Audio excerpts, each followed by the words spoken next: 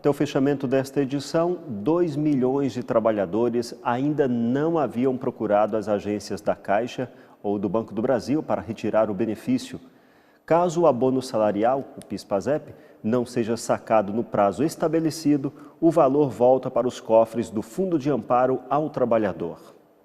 O abono salarial é um benefício de quem trabalhou por pelo menos 30 dias no ano base e recebeu até 2 salários mínimos mensais. Para ter direito a sacar o abono, é preciso ter 5 anos de cadastro no Programa de Integração Social, o PIS, e possuir dados informados na Relação Anual de Informações Sociais. O abono salarial é uma espécie de 14º salário para uma faixa específica de trabalhadores. O benefício equivale ao valor de um salário mínimo, atualmente em R$ 880.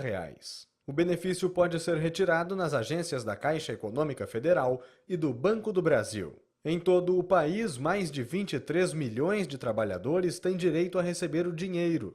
No entanto, 2 milhões ainda não se apresentaram. O estado com maior número de trabalhadores que não sacaram o abono é São Paulo, quase 700 mil trabalhadores. Em segundo lugar, aparece Minas Gerais e o Rio de Janeiro.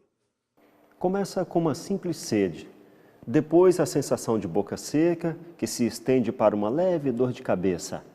Não beber a devida quantidade diária de água causa desidratação e uma série de perigos à saúde. Água, fonte da vida, líquido precioso e fundamental para a sobrevivência. Mais de 70% de nosso corpo é composto por água. A falta deste líquido no organismo pode ser a causa de muitas doenças. Mas qual será a quantidade certa de água que devemos ingerir? Ao máximo, mais ou menos uns 6 litros de água. Eu costumo a beber 3 litros de água. Tomar um pouco a mais para, complementar a nossa saúde. Sem água, eu costumo falar ao pessoal que sem água nós não conseguimos viver. Sem água, a pele fica desidratada e pele seca acelera o envelhecimento. É o que afirma a nutricionista. O consumo de água varia de acordo com a idade e estrutura do organismo de cada pessoa. Em média, precisamos beber pelo menos 2 litros de água por dia. Corpo sem água, intestino não funciona e dores musculares e nas articulações podem aparecer quando não bebemos a quantidade necessária do líquido. Tem que tomar água, tá? Porque as nossas células dependem da água para ter as nossas funções vitais, não é mesmo? Então, muitas vezes a gente pode pensar, a sede pode deixar, eu bebo água depois, mas não. Sentiu sede, temos que beber água para não ocorrer a desidratação. Mas será que podemos substituir o copo de água pelo consumo de sucos naturais, chás ou frutas, por exemplo, que também são compostas por água? Ou, quem sabe, pela água de coco, rica em sais minerais e bastante consumida durante o verão? Não substitui a água, tá? Nós devemos ter, sim, o consumo desses alimentos, como o melão, a melancia, a uva, kiwi, o próprio coco, que possui a sua própria água, super rica em nutrientes e sabor, mas nenhum alimento e nenhuma preparação, como suco ou chá, vai substituir o consumo de água. Segundo a Secretaria de Segurança Pública do Estado de São Paulo, de janeiro a abril deste ano, Pindamonhangaba registrou 14 ocorrências de porte de entorpecentes e 52 por tráfico, além de 2 apreensões de drogas sem pessoas envolvidas. O município promove a Semana de Combate às Drogas.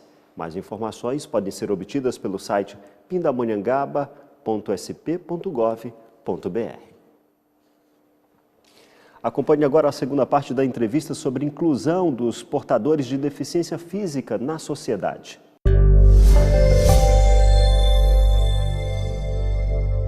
Falamos muito sobre criança no primeiro bloco, afinal de contas, o futuro está com elas. Quem sabe elas constroem um mundo melhor. Sim. E agora vamos falar um pouquinho também da pessoa idosa, da pessoa com deficiência. Há um supermercado aqui em Pinda que eu gosto muito de dar preferência a ele, porque ele coloca pessoas idosas para trabalhar e pessoas deficientes também, fazendo serviço de empacotar as mercadorias. Isso é muito interessante e eu acho que muita gente simpatiza com essa situação e dá preferência a esse local. Eu espero que sim. É uma tendência, eu acho que é um caminho. A inclusão da criança, a gente falou, na escola, do adulto com deficiência, e até do idoso mesmo na sociedade, está sendo uma construção. E eu fico feliz de saber e vejo sempre vários locais que contratam pessoas com deficiência e fico feliz também de... A lei dá alguma vantagem para quem procede assim? Sim, tem a lei de cotas, né? Então, que funciona assim, a empresa que tem... A obrigatoriedade é para a empresa que tem mais de 100 funcionários. A partir de 100 funcionários, ela tem que ter 2%, de 2% a 5% de pessoas com deficiência no seu quadro. E quem não tem menos e emprega assim mesmo? Quem tem menos que 100 não tem essa obrigatoriedade, mas é o correto, né? É o eticamente. A vantagem é realmente a satisfação de estar fazendo alguma coisa correta, de estar incluindo, e as pessoas com deficiência, os idosos, elas têm essa garra, elas querem também trabalhar e mostrar o seu potencial. Então, isso é importante, acho que agrega uma boa imagem à empresa que faz isso. Vitória, no Espírito Santo, a partir do dia 23, terá todos os ônibus com o aviso de que 100% da lotação é destinada a pessoas deficientes, ou pessoas que levem crianças de colo, ou pessoas obesas. Me parece que Santos, aliás, com certeza, Santos já tem, Manaus já tem, Taubaté está para ter, é verdade? Tem um projeto que ainda não está aprovado, mas está caminhando na Câmara, pelo que eu fiquei sabendo. Eu acho que é importante, porque, você veja, na situação que está, não dá para ficar, né? É um desrespeito, existem as vagas preferenciais, né? As vagas especiais, e agora vai ter o assento preferencial, né?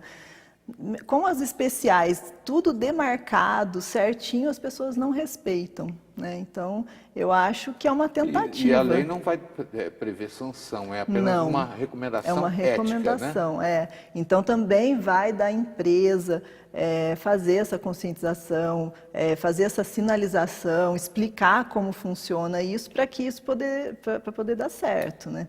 Mas eu acho que é válido. Eu acho que a gente precisa pensar sempre nessa categoria da população que está excluída ainda, embora a legislação exista muita, né? Ela é bem amparada em todos os setores, mas não é cumprida essa legislação. Veja bem, a empresa não é obrigada a impor, né? Ela é obrigada a colocar o aviso que aquele local é preferencial. É importante, né, para as pessoas terem noção de que há outras necessitando mais do que elas daquele espaço. De repente é o toque que essa pessoa precisa para ceder o lugar dela para outra, né?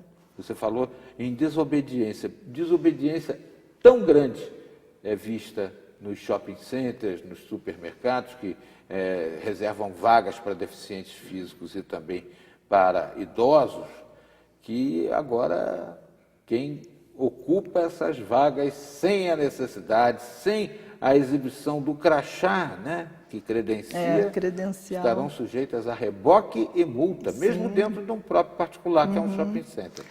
Isso aconteceu agora com o advento da Lei Brasileira de Inclusão, que é de julho de 2015 e que começou a valer agora em janeiro de 2016.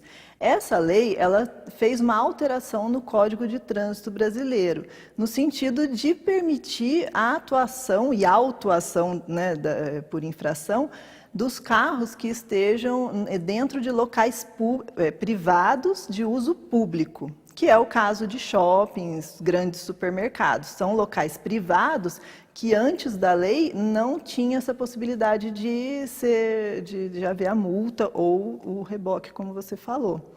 Então, agora isso foi um avanço muito importante. Eu sou membro do Conselho Municipal da Pessoa com Deficiência em Taubaté desde 2007.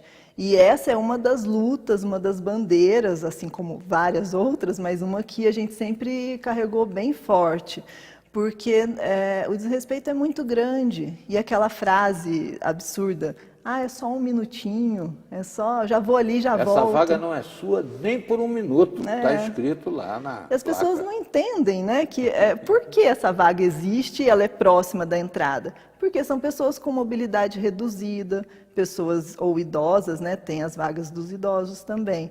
pessoas que precisam ter um acesso mais fácil ao local.